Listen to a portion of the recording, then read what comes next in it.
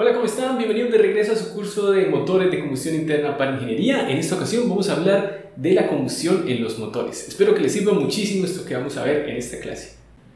Aquí podemos ver el contenido de esta presentación. Iniciaremos con unos conceptos básicos, luego hablaremos de la entalpía de formación y la entalpía de combustión, para terminar con los indicadores utilizados para los combustibles en los motores de combustión interna. Así que empecemos con las definiciones. La combustión se puede definir como una reacción química entre un combustible y un comburente u oxidante en el que se libera gran cantidad de energía. El oxidante más empleado, por razones obvias, porque es gratuito y fácil de obtener, es el aire. Este está compuesto por una gran cantidad de gases, pero para los análisis se suele considerar como 79% de nitrógeno y 21% de oxígeno. El nitrógeno no reacciona en la combustión, salvo para formar pequeñas cantidades de óxido de nitrógeno, y absorbe cierta energía química en el proceso, pero en nuestros análisis vamos a considerarlo como inerte, es decir, que no reacciona con otros elementos. El vapor que tiene el aire también se puede considerar como inerte porque generalmente así es, pero a altas temperaturas se descompone en otros componentes. Hay que tener en cuenta que si los gases de combustión se enfrían por debajo de la temperatura del punto de rocío del agua, es decir, la temperatura en que el agua empieza a condensarse, el vapor empieza a condensarse, parte de la humedad se condensa y si se mezcla con dióxido de azufre forma ácido sulfúrico, que es muy corrosivo. Esto es algo que hay que tener muy en cuenta. Nosotros llamamos combustibles a los materiales que pueden quemarse para liberar energía. Si se componen principalmente de hidrógeno y carbono, vamos a llamarlos combustibles hidrocarburos. La mayoría de estos se obtienen por destilación del petróleo crudo, es decir, hacemos que se evapore el petróleo y cuando se vuelve a condensar, obtenemos, de acuerdo a su volatilidad, es decir, de qué tan fácil se evaporan, diferentes combustibles como los que vemos aquí: gasolina, queroseno, diésel y así por el estilo. En esta tabla podemos observar los principales combustibles utilizados en los motores de combustión interna con su respectiva fórmula química. Ahora, otras definiciones importantes en este tema son las que vamos a ver a continuación. Reactivos y productos: cuando tenemos una reacción, a los componentes que están antes de que ocurra la reacción los llamamos reactivos, y a los que quedan después de la reacción, después de la combustión en este caso, los llamamos productos. Por ejemplo, aquí tenemos una reacción entre el azufre y el oxígeno. Estos dos, azufre y oxígeno, reaccionan y forman el dióxido de azufre. En este caso, el azufre y oxígeno son los reactivos y el dióxido de azufre es el producto. Hay que tener en cuenta aquí siempre el principio de conservación de la masa. La masa de cada elemento se conserva en una reacción química. Por eso aquí tenemos un átomo de azufre en los reactivos y en los productos también tenemos un átomo de azufre. Del mismo modo, aquí tenemos dos átomos de oxígeno, también debemos tener dos átomos de oxígeno en los productos. Otra magnitud muy importante en esta parte es la relación aire-combustible. Esta es la relación entre la masa de aire y la masa de combustible, así como lo vemos en esta ecuación. Esta también puede ser expresada en base molar, es decir, número de moles de aire sobre número de moles de combustible. Cuando tenemos un proceso de combustión, en el cual todos los componentes se queman completamente, es decir, todo el carbono se transforma en CO2, todo el hidrógeno en H2O y todo el azufre en SO2, llamamos a este proceso de combustión completa. Si los productos contienen algo de combustible o de componentes no quemados del combustible, lo conocemos como combustión incompleta. La combustión es incompleta cuando no hay suficiente oxígeno, cuando no hay un mezclado completo o por disociación. Precisamente a la cantidad de aire que requerimos para que la combustión sea completa, a la mínima cantidad, es decir, el aire preciso para que la combustión sea completa, lo llamamos aire estequiométrico o teórico.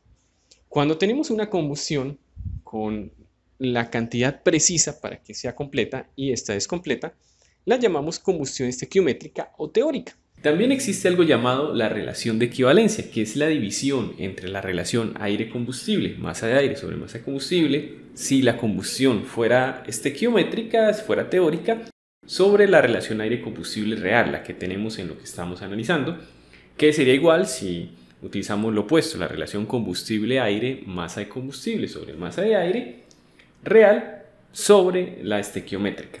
Si tenemos una relación de equivalencia mayor a 1, decimos que la mezcla es rica. Y si tenemos una relación de equivalencia inferior a 1, decimos que la mezcla es pobre. En la realidad es una práctica común utilizar una cantidad más grande que la del aire teórico para aumentar las chances de que la combustión sea completa. A esto lo conocemos como exceso de aire, el cual se puede expresar como exceso de aire porcentual o aire teórico porcentual. Por ejemplo, podemos utilizar el 130% de aire teórico, es decir, 30% de exceso de aire, 30% más o por encima de la cantidad mínima que requerimos para que la combustión sea completa. Continuemos ahora con estos dos importantes conceptos, entalpía de formación y entalpía de combustión. Para ello consideremos lo siguiente. Como habíamos mencionado en clases previas, las moléculas tienen energía en varias formas: energía sensible, energía latente, energía química o energía nuclear. Hasta el momento solo hemos considerado a la energía sensible, que es la que tiene que ver con los cambios de estado, los cambios de presión y temperatura, y la energía latente, que es la que tiene que ver con los cambios de fase, sólido, líquido o gas. Ya que estamos trabajando con reacciones químicas, debemos también tener en cuenta a la energía química, que es la energía asociada con la destrucción y formación de enlaces químicos entre los átomos. Y para ello, para tenerla en cuenta, es que vamos a definir estas entalpías, entalpía de formación y entalpía de combustión, que van a ser términos que van a entrar ahora en nuestras ecuaciones. Pero antes de definirlas, vamos a definir algo importante, que es el estado de referencia estándar. Resulta que las propiedades termodinámicas que no se pueden medir directamente, es decir, la entalpía, la energía interna y la entropía, que no se miden directamente como se hace con la temperatura y la presión, estas se deben determinar a partir de un estado de referencia estándar. Es decir, un punto de referencia, un estado al que le damos el valor de 0, de manera que los valores superiores serán positivos y los inferiores serán negativos. Cuando un proceso no implica cambios en la composición química, el estado de referencia elegido no afecta a los resultados. Pero si hay reacciones químicas, sí lo hace. Por eso es que ahora debemos tener en cuenta este estado de referencia. Resulta que este estado de referencia se ha definido como 25 grados Celsius o 77 grados Fahrenheit, que es lo mismo, y una atmósfera de presión. Cuando estemos simbolizando propiedades en ese estado de referencia, vamos a utilizar este símbolo de grado. Va a ser el indicativo que estamos trabajando con este estado de referencia estándar. Bien, ahora sí definamos entalpía de reacción. Esta es la diferencia entre la entalpía de los productos y de los reactivos en un determinado estado para una reacción completa. Si nuestra reacción es una reacción de combustión, llamamos a la entalpía de reacción entalpía de combustión. Es decir, esta entalpía es la que vemos en esta fórmula. Aquí vemos la entalpía de los productos, lo que quedó de la reacción, menos la entalpía de los reactivos, lo que había inicialmente. Como podemos ver, esta entalpía lo que nos está indicando es el calor liberado durante la combustión, porque si restamos a la entalpía final de los productos, la entalpía inicial, la que tenían los reactivos, lo que vamos a tener es el calor, la energía que se liberó durante el proceso. Pero resulta que hay tantos diferentes combustibles y mezclas de combustibles que no resulta práctico hacer una lista de todos los valores de entalpía de reacción o combustión para todos los casos posibles. Además de que la entalpía de combustión no es útil cuando la combustión es incompleta, por lo que se hace necesario tener una propiedad más elemental que nos haga más sencillos los cálculos. Esa propiedad es la entalpía de formación, que podemos definir como el incremento de la entalpía cuando un componente es formado a partir de sus constituyentes en su forma natural a temperatura y presión estándar, o también la podemos definir como la entalpía de una sustancia en un estado determinado debido a su composición química. A esta se le asigna un valor de 0 para los elementos cuando están en estado estable y negativa si se libera calor en la reacción. Vale la pena mencionar que la forma estable de un elemento es la forma químicamente estable a 25 grados y una atmósfera, en el estado de referencia estándar. Por ejemplo, el nitrógeno es estable de forma diatómica, es decir, como N2. Y no como N, lo mismo pasa para el oxígeno, pero por ejemplo para el carbono no es así, el carbono es estable de forma monoatómica. Es decir, supongamos que tenemos carbono y oxígeno en forma estable, por lo que su entalpía de formación va a ser cero. Pero cuando ellos se combinan, se va a liberar calor, se van a liberar 393.520 kJ por kilomol de calor para formarse así dióxido de carbono. Es decir, la entalpía de formación del dióxido de carbono será menos 393.520 kJ sobre kilomol. Con esta entalpía podemos calcular la energía liberada o absorbida en una reacción, es decir, podemos calcular la entalpía de reacción o entalpía de combustión. Eso simplemente lo hacemos sumando las entalpías de formación de los productos y restándole a esto las entalpías de formación de los reactivos. Por ejemplo, aquí tenemos la reacción del metano con oxígeno, es la combustión del metano. CH4 más 2 moléculas de oxígeno O2 nos van a formar dióxido de carbono y agua de esta manera. Entonces, la entalpía de combustión será la entalpía de formación de estos dos productos, CO2 y H2O, menos la entalpía de formación de los reactivos, CH4 y O2. Estos valores los podemos buscar de las tablas. En las tablas de propiedades al final del libro aparecen las entalpías de formación de todas estas especies. Entonces las buscamos, realizamos la operación, aquí nos aparece un 0 porque ya sabemos que la entalpía de formación del oxígeno es 0 y obtendremos así la entalpía de combustión de la reacción, menos 802.310 kJ sobre kilogramo.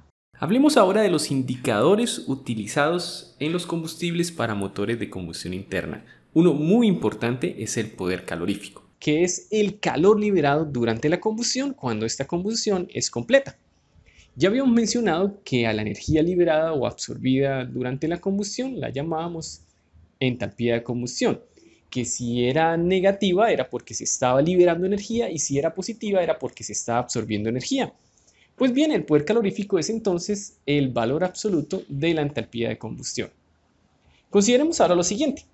Si tenemos una sustancia en fase líquida y la queremos llevar a fase gaseosa, lo que debemos hacer es darle energía. Porque para pasar de líquido a gas, las sustancias absorben energía. Y si ocurre lo opuesto, si la sustancia pasa de gas a líquido, lo que va a ocurrir es una liberación de energía. Pues bien, cuando está ocurriendo un proceso de combustión, vamos a tener agua en fase gaseosa, vapor de agua, en los productos de la combustión. Esta agua se puede condensar y entonces, además de la energía liberada en la reacción, vamos a tener una liberación de energía extra debido a la condensación de esa agua. Si tenemos en cuenta esa energía extra liberada por la condensación, vamos a tener un valor de poder calorífico diferente a si no la tenemos en cuenta. De aquí surgen los conceptos poder calorífico superior e inferior. Cuando estamos teniendo en cuenta el calor liberado debido a la condensación del agua, llamamos al poder calorífico superior. Y si no la tenemos en cuenta, lo llamamos poder calorífico inferior. Estos dos se relacionan naturalmente, como lo vemos en esta ecuación. El poder calorífico superior será igual al poder calorífico inferior más la energía que se libera en la condensación, que es la masa del agua, más la entalpía de evaporación, la popular HFG de las tablas de propiedades. Después de la combustión, el agua en los gases de escape sale como vapor sobrecalentado, por encima de la saturación. Sin embargo, la temperatura de los tubos puede estar por debajo del punto de rocío, que recordemos que es esa temperatura a la cual se empieza a condensar el vapor de agua en un gas, en este caso los gases de escape. Y por lo tanto, esta agua efectivamente se empieza a condensar, especialmente si tenemos el motor en arranque en frío o está operando en climas muy fríos. Para saber la presión parcial del vapor de agua, suponemos que es un gas ideal y usamos esta ecuación que viene de la ley de Dalton y la ecuación de estado de gas ideal. Aquí nos está diciendo que la presión parcial del vapor de agua, la contribución a la presión total de ese vapor sobre la presión total o de la mezcla es igual al número de moles de vapor sobre el número de moles de la mezcla.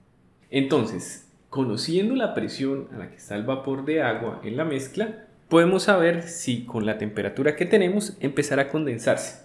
Para ello, recordemos aquí el diagrama de fases del agua. Aquí está el agua como líquido comprimido, aquí como mezcla saturada, líquido vapor y aquí como vapor sobrecalentado.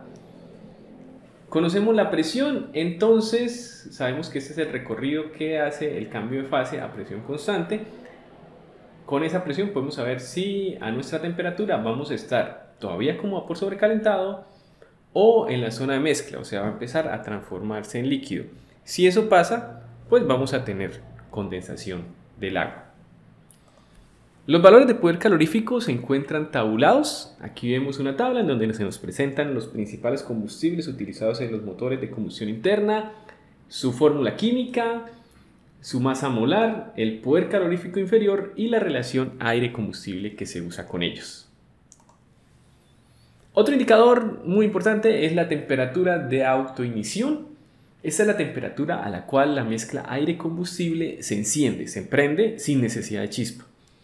Si una mezcla aire-combustible se calienta a una temperatura menor que esta, no hay ignición, no se va a encender. Pero si se calienta por encima, la combustión inicia, pero no instantáneamente, sino un tiempito después. A ese tiempito después se le llama retraso en el encendido o ignition delay. Cuanto mayor sea la temperatura, menor será este retraso en el encendido. Como se ve en esta figura, aquí tenemos primero una temperatura que está por debajo de la temperatura de autoencendido. Entonces nunca se enciende, nunca tenemos este aumento, este incremento de la curva. Pero si está por encima, sí que lo vamos a tener. Pero como vemos aquí, hay una demora mayor si la temperatura es menor. A medida que aumentamos la temperatura, esa demora, ese retraso en el encendido va a ser más pequeño y más rápidamente llegamos a este incremento en la temperatura, que significa que se enciende la mezcla. Esta temperatura es importante precisamente porque está asociada con algo que se llama el knock o el picabebielas o el cascabeleo, que es algo a lo que hay que prestarle mucha atención en los motores a gasolina, encendido por chispa o encendido provocado. Es una ignición antes de tiempo, antes de que el frente de llama provocado por la chispa se propague. Usualmente ocurre lejos de la bujía, cerca de superficies de la cámara de combustión. Es lo que vemos aquí en este dibujo. Aquí tenemos la combustión principal provocada por la chispa, que es la que queremos que se propague.